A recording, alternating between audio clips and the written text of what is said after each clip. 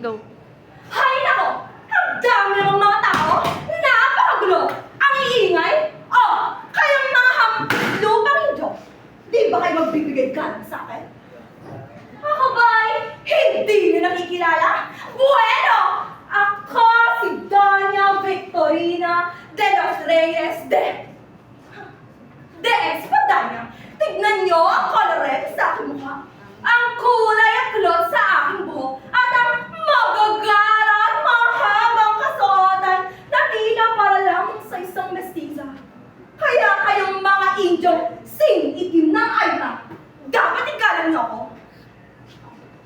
Naalala ko, nung bata pa lamang ako, maraming namanghatang ligo sa akin. Ngunit, itamraboy ko sila. Kasi naman, bakit akong papaksal? Magpapasakal sa isang Indyo, hindi ito maaari! Maliit pa lamang ko eh. Alam kong magpapaksal lamang sa isang Espanyol.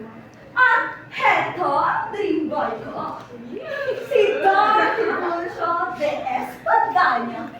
Oo, hindi nga siya ganun kayaman. Mas bago pa sa akin at hindi pa nag-aaral. Ngunit, isa pa rin siyang Espanyol, no? Pinili ko naman siyang magpagkabilang doktor eh.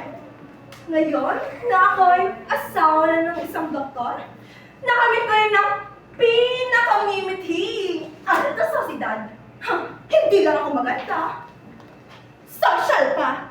Kaya kayo, kanino kayong kakampi? Sa akin na kay Anson?